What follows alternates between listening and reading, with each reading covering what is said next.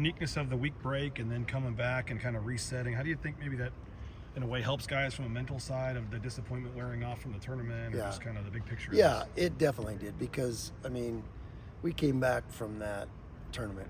These guys were exhausted. Our staff was, I mean, it's one game after another, and it becomes less than 24 hours, and everybody put their heart and soul in that tournament, and there's so much emotion. You were exhausted, and then the next day, the disappointment of the announcement. So I think that spring break came at a great time. We give these guys some time off. I guess I would liken it to playing in bowl games. The football team finishes, gives some time off, and then they reassemble.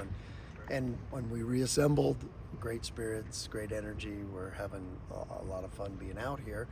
I got guys that are gym rats. They'd be in here trying to get something going if we weren't playing. So we're enjoying our time together. I was going to say, speaking of bowl games, a lot of times teams check out. They don't want to be in the bowl game, right, and it doesn't go very well. I mean, what makes you think this team is going to be excited to go down there and play? Like I said, we got hoopers. We got guys that want to cherish these last opportunities. Like I told our guys once, sometimes in life you don't know when it's the last time you're going to get talk to a friend or a relative, when things happen.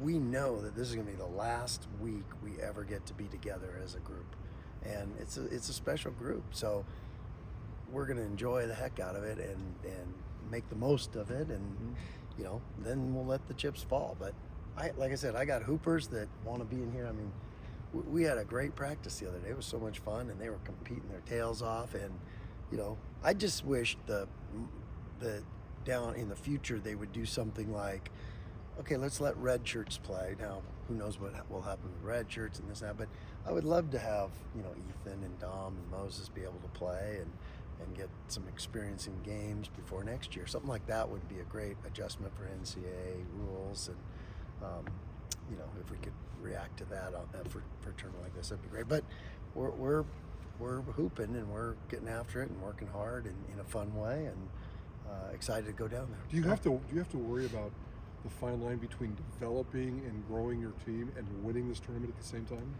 Well, that when we go and play, the thing that we write on the board at the top of the board that we never want to lose sight of is accomplish the mission.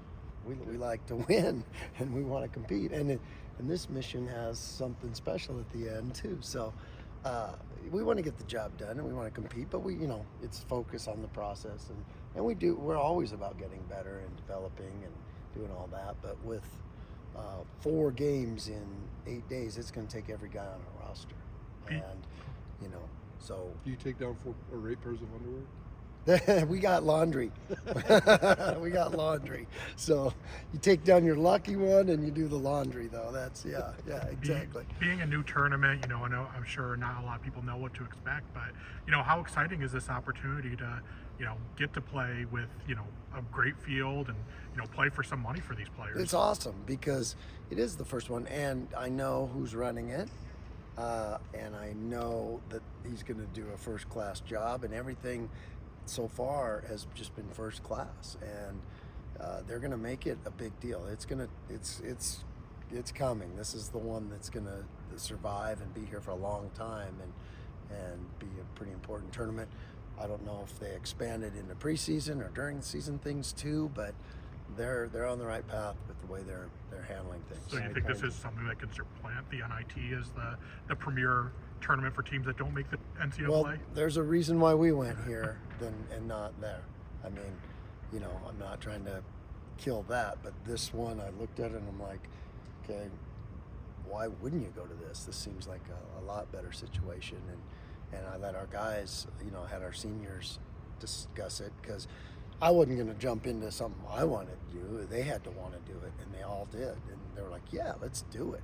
And then as it went farther along and I saw the fields, I'm like, oh, I'm grateful that we made that decision, because it just, it's especially too, the NIT starts that 2 days after the selection show, and you're like, we were recovering. We wouldn't have, I don't think it would have been very good we wouldn't have been in a good place to play right then. The recovery is nice, but do you worry about being competitive? And how have you coached that over the last with the 2-week layoff? Being what now? Competitive after a 2-week layoff. Well, I know Game we sharp, will. game sharp. I know.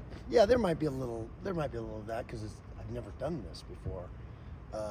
But that's not what I say. You know, hoopers are going to hoop, but there might be a little bit of. I mean, you know, you get to the end of the conference tournament, you're playing after 6 months of consistent play or 4 months of consistent play. This is the only time you have a break like this, but your body's probably needed it. So I think there'll be a trade-off there.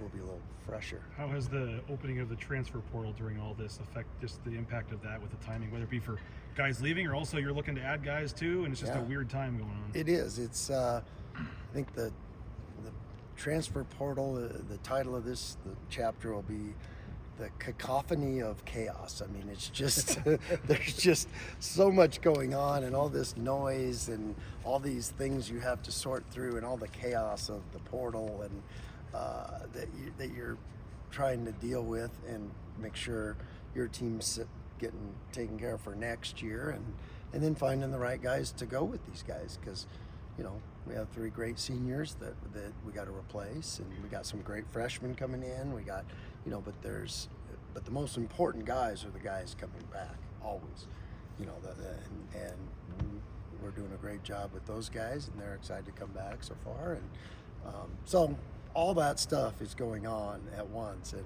yeah, it's a interesting time, you know, like I'm on the phone quite a bit with people and in fact my wife walked by me late at night, I think last night, and said, who wants to talk about basketball this late at night? Well, there's different time zones, honey. Like, but that's just the way it is, and you know, total free agency in college athletics. Do you like the window? I mean, there's other coaches who've been kind of vocal that. Oh no, I think it's terrible. It's, you know, what a weird time to have it. When the NCAA tournament's going on still, these tournaments are going on. Things need to settle a little bit and then have it, I think, and because you know you're just so many balls in the air. It's hard to manage it all and do a great job of all the things you have to do a great job of. Just one more about the crown. We were talking with a young PGA golfer one time, and as he's standing on the 18th green on the day 4 of a tournament. Oh, yeah. And all of a sudden you're calculating this is $100,000 fine. Yeah. I don't know, is that anything you kind of address with your team? I mean, these will be unique circumstances where the longer they play, the more they win. Those things could start to weigh. Well, that's that pressure should be no different than the pressure you always feel, you know.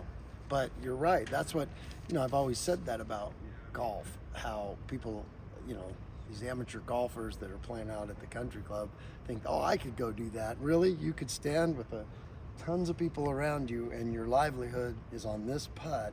Good luck.